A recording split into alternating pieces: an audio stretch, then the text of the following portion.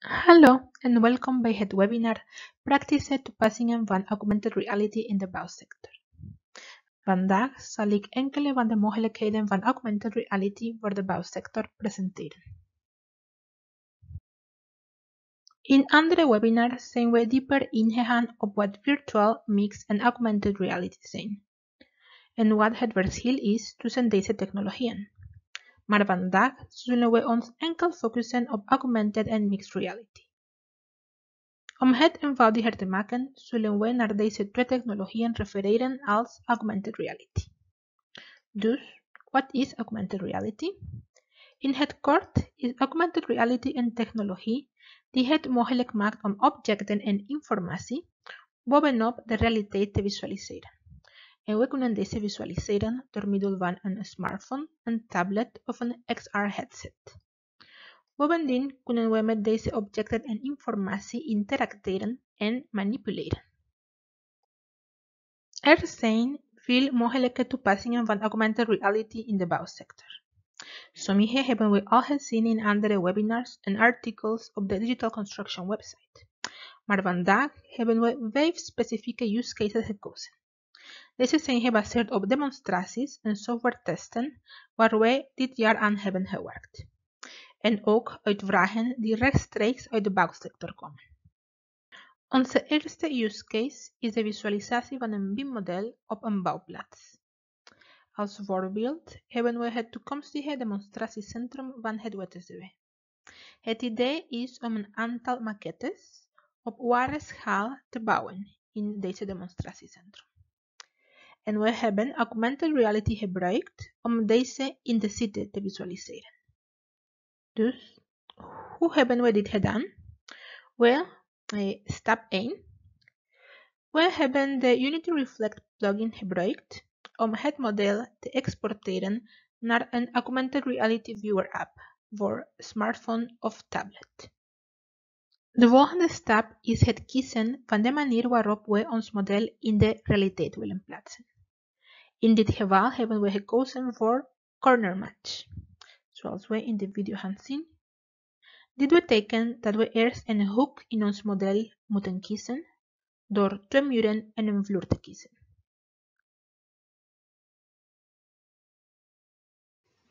En daarna moeten we in de realiteit hetzelfde hoek kiezen.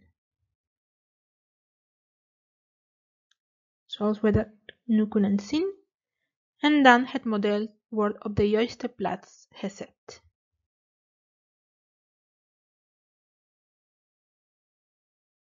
Het model staat nu op ware grootte op de bouwplaats van ons toekomstige demonstratiecentrum. Het is mogelijk om lagen te verbergen om alleen te tonen wat er nodig is. En zoals we het nu kunnen zien, is het ook mogelijk om rond en door het model te wandelen om deze van alle kanten te kunnen bekijken. Om te zien of het goed zou passen in het interieur van het demonstratiecentrum. Dit was een heel goede manier om het idee aan verschillende partijen voor te stellen. Onze tweede use case gaat over vloer- en wandmaterialen. Als de klant afwerkingkeuzes moet maken voor zijn project, kan het moeilijk zijn voor hem om het volledige beeld te visualiseren op basis van foto's of materiaalstalen. Augmented Reality kan de klant helpen om verschillende materialen en afwerkingen op de echte locatie in real-time te testen. Dit kan worden getest op een 3D of een BIM-model. En we hebben dit al in het verleden getoond op basis van demos. Maar we hebben ook de vraag gekregen, wat als er geen model is? Wel, we hebben 2 opties getest voor deze demo. Deze zijn visualisatie van materialen door middel van automatische oppervlakdetectie en handmatige positionering van een oppervlak. Om een materiaal te kunnen zien, hebben we een oppervlak nodig om dit materiaal op te kunnen toepassen. Met automatische oppervlakdetectie detecteert de camera automatisch verticale en horizontale oppervlakken. Dit gaat heel snel, maar het is niet erg nauwkeurig. Dit betekent dat er problemen kunnen zijn op de hoeken, op de kruispunten tussen oppervlakken. Wat wij nu zien op het scherm is een proof of concept die door een extern bedrijf is ontwikkeld om deze functionaliteit te testen en te tonen. Eerst zullen we zien hoe dit werkt op horizontale oppervlakken. Dus de camera detecteert de vloer en daarna kunnen we de materialen kiezen die we in real-time willen zien. We zien hier dat we twee opties hebben.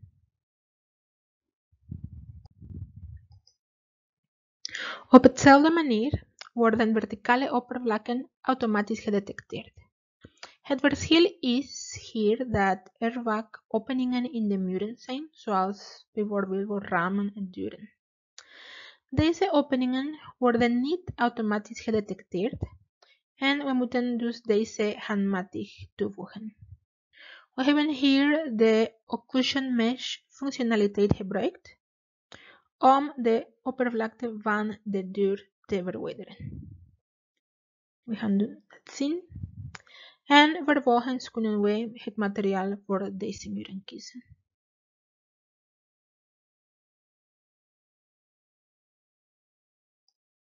Het is ook mogelijk om zowel muren als vloermaterialen tegelijkertijd te visualiseren.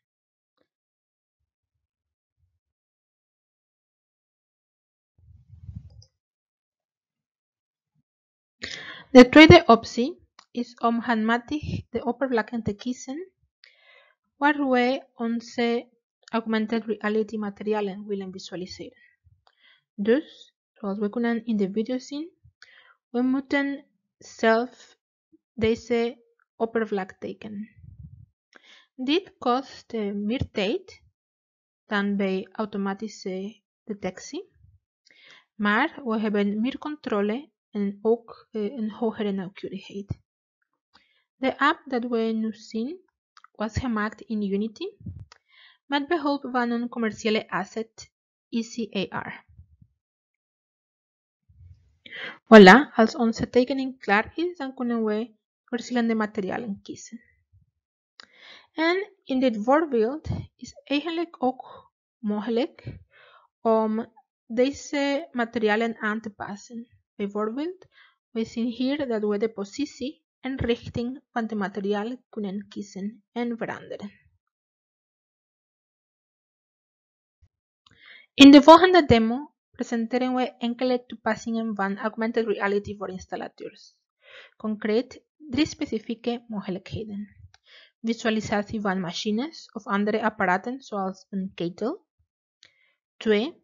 Een BIM-model vergelijken met de realiteit. En 3. Extra informatie te kunnen bekijken bovenop de realiteit.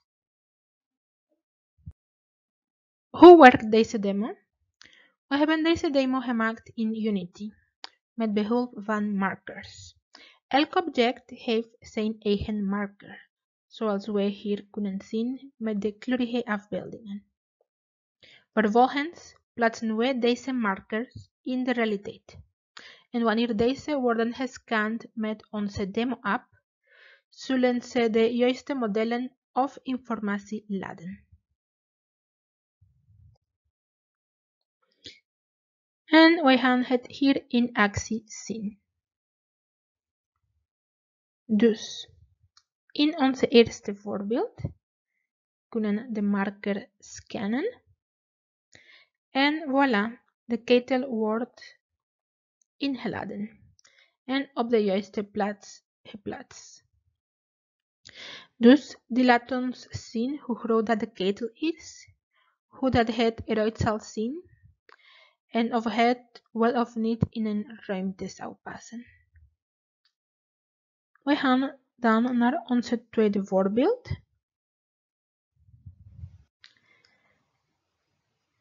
En hier we gaan zien dat er een BIM-model wordt ingeladen.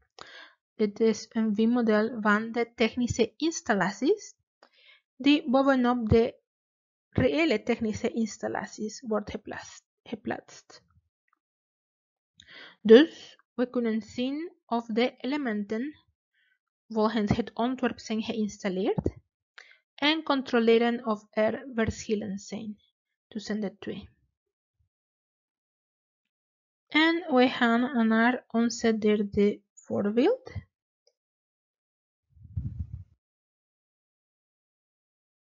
En we kunnen hier zien dat het mogelijk is om informatie bovenop de werkelijkheid te zien. In dit geval hebben we informatie over de verschillende onderdelen van de installatie, zoals technische informatie, diameter van de buizen en stroomsrichting. Dit kan heel nuttig zijn voor bijvoorbeeld trainingen of als montageinstructies.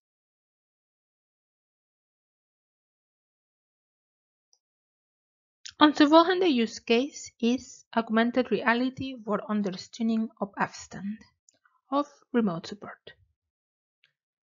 We zien in de video een installateur op de site die een XR-headset gebruikt om een expert op kantoor te bellen.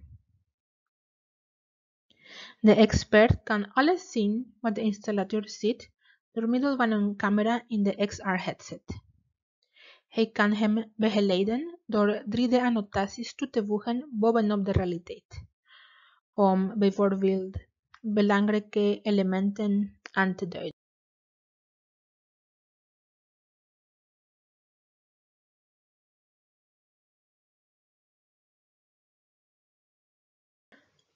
De installateur heeft verschillende panelen op zijn scherm die hij kan organiseren. Hij kan bijvoorbeeld de video van de expert zien, maar ook andere panelen openen met bijvoorbeeld technische fiches en extra informatie.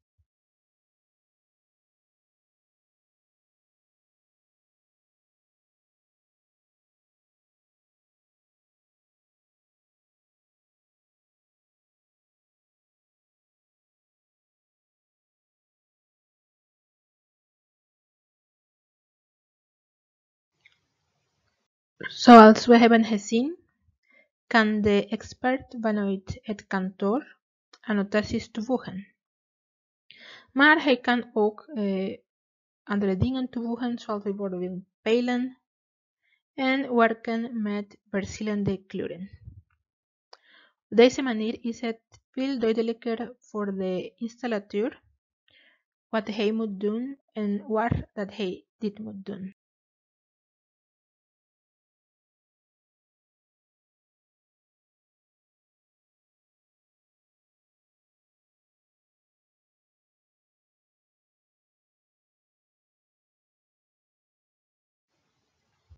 En op deze manier wordt het probleem heel snel opgelost met duidelijke live informatie vanuit de werf en zonder dat de expert zich moest verplaatsen.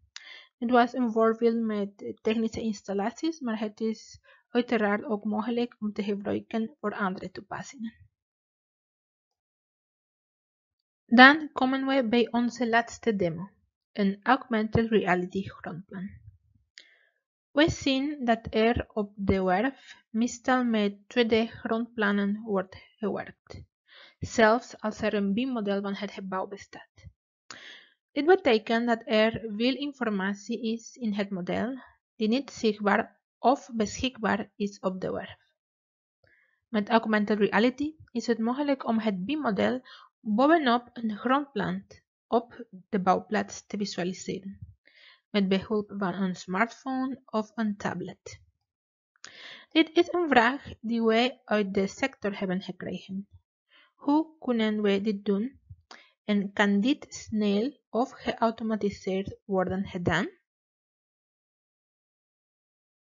We hebben een proof of concept ontwikkeld om in slechts enkele stappen een BIM-model toe te voegen aan een grondplan in Augmented Reality. Laten we dat zien. In de eerste stap kiezen we het deel van het model of het zicht dat we willen exporteren. We gebruiken een exporter plugin om het model op te slaan als een GLTF-bestand.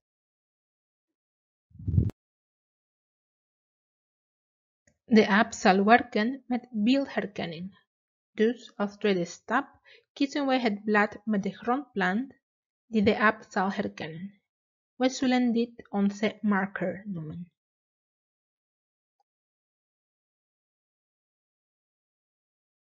Daarna, een Dynamo-script zal helpen om automatisch alle nodige bestanden en informatie te exporteren. Maar eerst moeten we wat input toevoegen. We kiezen het 3D-model dat we bij stap 1 hebben geëxporteerd. En daarna kiezen we het blad dat gebruikt zal worden als marker, dus het blad van stap 2. Op basis van deze informatie zal het script de export automatiseren van alle de bestanden die nodig zijn voor de augmented reality ervaring. Het automatiseert ook andere taken, zoals het berekenen van de juiste schaal en positie van het model.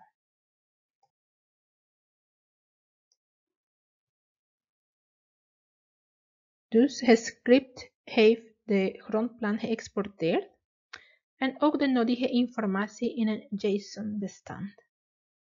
Deze bestanden en het 3D-model moeten dan worden geüpload naar een online locatie, zodat de app deze informatie kan lezen.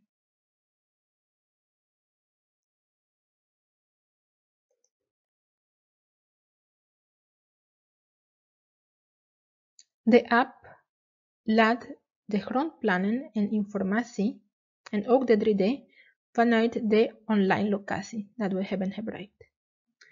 Dit betekent dat de app niet hoeft te worden geüpdate. Alleen de externe bestanden moeten geüpload worden.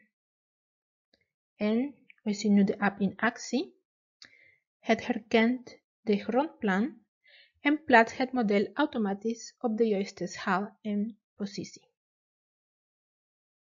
We hebben ook een filterfunctionaliteit die ons de mogelijkheid geeft om alleen de relevante elementen te zien.